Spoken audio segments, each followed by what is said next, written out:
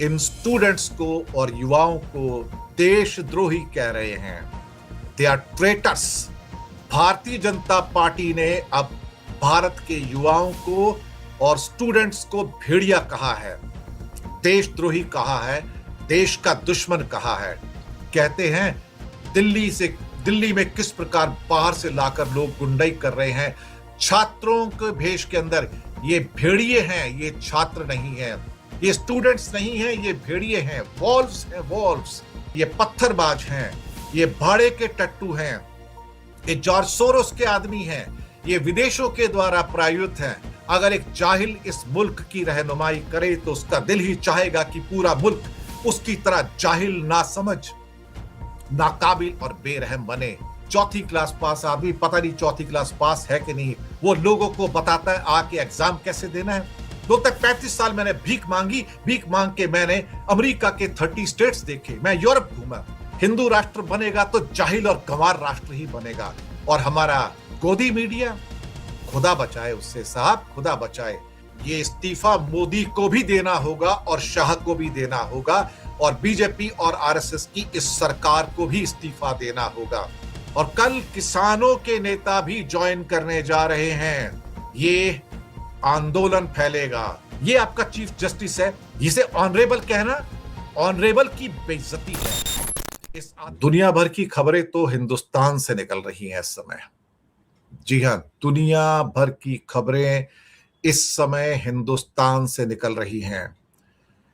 जो तस्वीरें निकलकर पूरी दुनिया में जा रही हैं, 200 देशों में जा रही हैं, आप उसको क्या कहोगे? बीजेपी के एमपीज, एमएलए, मिनिस्टर्स एक के बाद एक इन स्टूडेंट्स को और युवाओं को देशद्रोही कह रहे हैं। दे आर ट्रेटर्स, देश के दुश्मन है ये।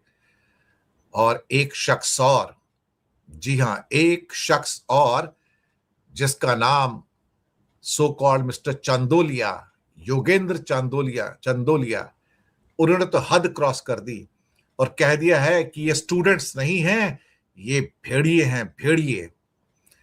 भारतीय जनता पार्टी ने अब भारत के युवाओं को और स्टूडेंट्स को भेड़िया कहा है, देशद्रोही कहा है, देश का दुश्मन कहा है। सच बात तो कहा यह है कि देश की दुश्मन इस समय भारतीय जनता पार्टी है। देश के दुश्मन भारतीय जनता पार्टी के लीडरान हैं, जो देश के युवाओं के ऊपर अपना आतंकी राज फैला रहे हैं। वो जंतर मंतर को तियानमेन स्क्वायर के अंदर कन्वर्ट कर देना चाहते हैं। और मुझे लगता है वहां पर अगर ये देखा जाए तो शायद ना जाने कितनों की बलि ले लेना चाहते हैं। जैसे चीन के अंदर तियानमेन स्क्वायर के अंदर कई लोगों की बलि ले ली गई थी, उनके ऊपर टैंक चढ़ा दिए गए थे। शायद भारत के अंदर भी कुछ ऐसी सोच होगी कि एक बार कुचल डालो, तियानमेन स्क्वायर बनने दो, उसके बाद बाकी सबको तो चुप करा दिया। जज शांत हो गए, ब्यूरोक्रेट शांत हो गए, मीडिया शांत हो गया, बाकी सब ने अपनी आत्मा बेच दी।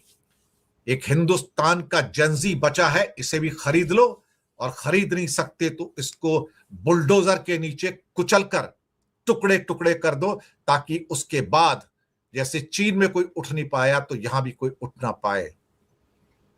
फानूस बन के जिसकी हिफाजत हवा करे, वो शम्मा क्या बुझे जिसे रोशन खुदा करे। साहब, इनकी ख्वाहिशें रह जाएंगी। अभी तो यहां तक बात निकल के आ रही है कि धर्मेंद्र प्रधान को इस्तीफा देना होगा।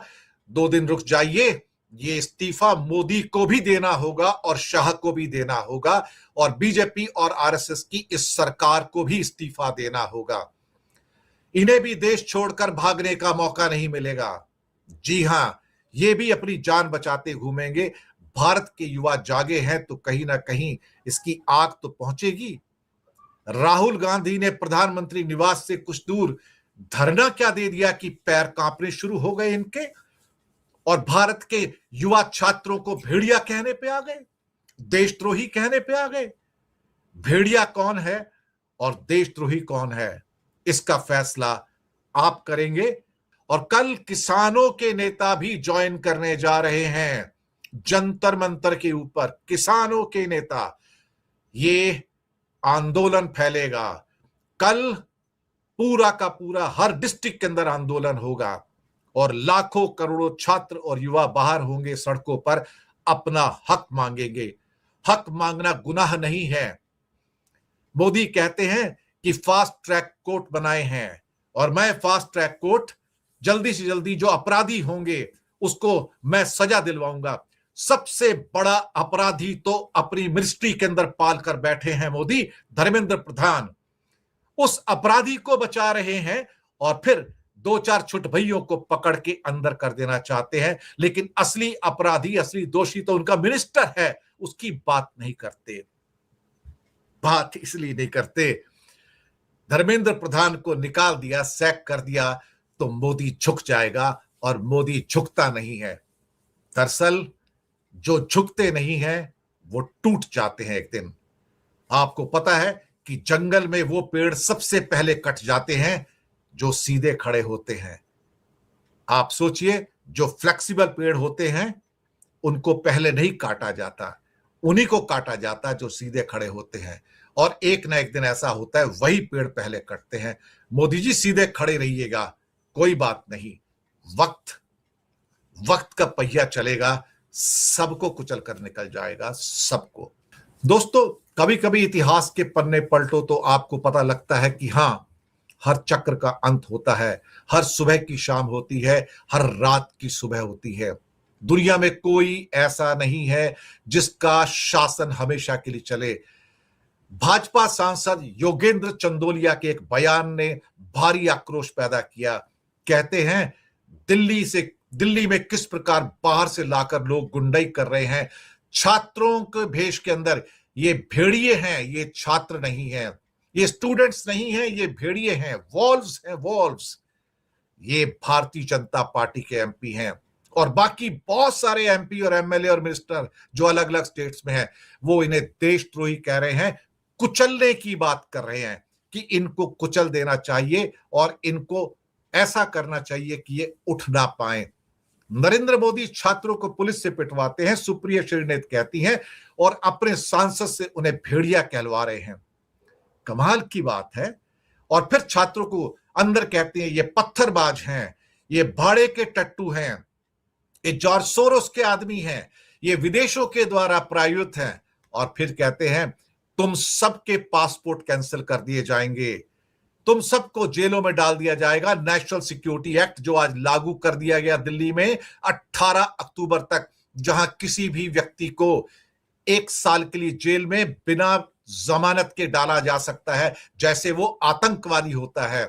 और साथ में यह कहा जा रहा है कि अगर तुमने प्रोटेस्ट किया तो तुम्हारे फ्यूचर को बर्बाद कर देंगे। चाइना समझ रखा है क्या? चाइना की तरह बुलडोजर चलाना चाहते हो, या टैंक चलाना चाहते हो, या फिर उसके ऊपर बख्तरबंद गाड़ियां चढ़ाना चाहते हो? क्या करना चाहते हो? नसीरुद्दीन शाह ने ठीक तो कहा है कि जाहिल गंवार आदमी जो राजा होगा, जिसकी रहनुमाई होगी, तो उसके अंदर यही तो होगा, और क्या होगा? यही तो कहा था, यही कहा था ना। नसीरुद्दीन शाह ने क्या कहा? अगर एक जाहिल इस मुल्क की रहनुमाई करे तो उसका दिल ही चाहेगा कि पूरा मुल्क उसकी तरह जाहिल, नासमझ, नाकाबिल और बेरहम बने। मेरी पूरी हमदर्दी उनके साथ है। ये नसीरुद्दीन शाह ने कहा। और आज भी कहा कि एक 4th क्लास पास आदमी, पता नहीं 4th क्लास पास है कि नहीं, करण थापर के इंटरव्यू में कहा, वो लोगों को बताता है आके एग्जाम कैसे देना है। कहता बेवकूफ हम हैं, छत पे जाके थालियां बजाते हैं, चम्मच बजाते हैं, लाइटें दिखाते हैं, क्योंकि ये आदमी हमसे कहता है कि लाइट बजाओ तो कोरोना भाग जाएगा। And he speaks lies. ये बोलते हैं, नसीरुद्दीन शाह बोलते हैं। बोलते 35 साल मैंने भीख मांगी, भीख मांग के मैंने अमेरिका के 30 स्टेट्स देखे, मैं यूरोप घूमा, भीख मांग के। आप सोचिए ये कौन हो सकता है? नसीर ने बहुत कड़वी बातें कही हैं इसके बारे में। वो चाहे तो नसीरुद्दीन शाह को जेल में डाल सकता है, लेकिन अंदर से डरा हुआ है, क्योंकि नारे तो यही लग रहे हैं ना, जब जब मोदी डरता है पुलिस के पीछे छुपता है। यही तो नारे हैं, जब जब मोदी डरता है पुलिस के पीछे छिपता है। यही तो हो रहा है। और बीजेपी के बाकी सांसद और एमएलए क्या कह रहे हैं, ये सब देशद्रोही हैं, ट्रेटर्स हैं, ये देश के दुश्मन हैं, इन्हें सबक सिखाने का वक्त आ गया है। ये कहते हैं इन्हें सबक सिखाने का वक्त आ गया है। साहब, कमाल की बात है। राजनाथ सिंह से एक दिन पूछा था कि क्या तुम रिजाइन नहीं करोगे या कोई रिजाइन नहीं करेगा? कहता है ये यूपीए का टाइम नहीं है, हमारे यहां कोई रिजाइन नहीं करता है। कत्ल करोगे तो भी रिजाइन नहीं करेगा इसमें से कोई भाई साहब। नेचुरली हमारे एक सीजेआई भी हैं, यानी कि सूर्यकांत जी, चीफ जस्टिस ऑफ इंडिया, कल कहते हैं मेरे पास वक्त नहीं है, डोंट वेस्ट माय टाइम। मुझे ये सब दिखा के कि वीडियो कि छात्रों के ऊपर कितना अत्याचार हो रहा है। ये आपका चीफ जस्टिस है, उस पवित्र सीट पर बैठने के लायक नहीं है ये आदमी। इसे ऑनरेबल कहना ऑनरेबल की बेइज्जती है। इस आदमी को हक नहीं कि ये चीफ जस्टिस की सीट पर बैठ सके। ये आदमी कहता कि मेरे पास देश के लिए, युवाओं के लिए वक्त नहीं है। उद्धव ठाकरे ने ठीक कहा आज, उन्होंने कहा कि ये चीफ जस्टिस नहीं है, ये धृतराष्ट्र है, इसके पास कुत्ते, बिल्लियों और कबूतरों के लिए टाइम है, लेकिन इसके लिए भारत के युवाओं के लिए टाइम नहीं है। मुझे लगता है वक्त बदल रहा है, वक्त करवट ले रहा है, अंदर से इनके पैर कांप रहे हैं। यह भी हो सकता है कि मामला बढ़ गया तो कहीं ऐसा ना हो कि कोई देश छोड़कर भाग जाए इनमें से। भगोड़े ऐसे ही होते हैं साहब। तानाशाह सारे के सारे ये कोशिश करते कि जब टाइम खराब हो जाए तो देश छोड़कर भाग जाओ। राजापक्षे देश छोड़कर भाग गया श्रीलंका से, शेख हसीना देश छोड़कर भाग गई बांग्लादेश से, केपी शर्मा अपने प्रधानमंत्री निवास छोड़कर भाग गया था, नेपाल में मिलिट्री कैंप पे चला गया था, अगर आप भूले नहीं हो तो। और यही अमित शाह कहते थे 50 साल राज करने के लिए आए हैं और यहां कोई जेंजी सर नहीं उठा सकता है। इस जेंजी को मेरा सलाम है, इस जेंजी को मेरा प्रणाम है, इस जेंजी को मेरा सत श्री अकाल है। आज भारत के भविष्य के साथ ये खेल रहे हैं। ये जितने भी जाहिल गंवार नेता हैं, अनपढ़ लोग हैं, दूसरों को आके सिखाते हैं। इन्हें खुद तो पढ़ना लिखना आता नहीं, लेकिन जो बच्चे हमारे पढ़ लिख कर कुछ बनना चाहते हैं, ये उनका फ्यूचर बर्बाद करते हैं, फ्यूचर बर्बाद करते हैं। एक शख्स लिखते हैं हिंदू राष्ट्र बनेगा तो जाहिल और गंवार राष्ट्र ही बनेगा, आतंकित करने वाला राष्ट्र बनेगा, तालिबान जैसा राष्ट्र बनेगा। क्योंकि अगर अफगानिस्तान के अंदर तालिबान है तो ये हिंदू तालिबान एक आतंकवादी राष्ट्र ही बन सकता है। मैं हिंदू राष्ट्र की कल्पना नहीं कर सकता। हिंदू राष्ट्र सिर्फ एक किस्म से हिंदुओं का आतंक ही फैला पाएगा और कुछ नहीं। अखंड हिंदू राष्ट्र कभी नहीं बनना चाहिए, क्योंकि अखंड मुस्लिम राष्ट्र बना के लोगों ने देख लिए कि इतिहास में क्या होता है। जब भी धर्म अपने विभत्स रूप में पहुंच जाता है तो वह आतंकी बन जाता है। हमें इस धर्म को वहां तक नहीं पहुंचाना है। हमारा धर्म यह है कि हम सबकी बात करें। और हमारा गोदी मीडिया, खुदा बचाए उससे साहब, खुदा बचाए। ये लोग आज भी कोशिश कर रहे हैं कि इन सबको देशद्रोही, ट्रेटर्स का नाम दिया जाए, इन्हें भेड़ियों का नाम दिया जाए। लेकिन एक दिन ऐसा आएगा कि ये जनता, ये युवा, ये उनको भी नहीं छोड़ेंगे। इन्हें बच के रहना चाहिए, इन्हें सोचना चाहिए जो हाल तानाशाहों का होता है वही गोदी मीडिया के टेलीविजन स्टूडियोज का भी एक दिन हो जाएगा, और वो उससे बच नहीं पाएंगे। मैं आपको बताऊं, वक्त सबका हिसाब लेता है, ये वक्त सबका हिसाब लेता है, ये वक्त किसी को नहीं बख्शता। ये वक्त अपने बुलडोजर के नीचे बड़े बड़े सिकंदरों को कुचल कर चला गया।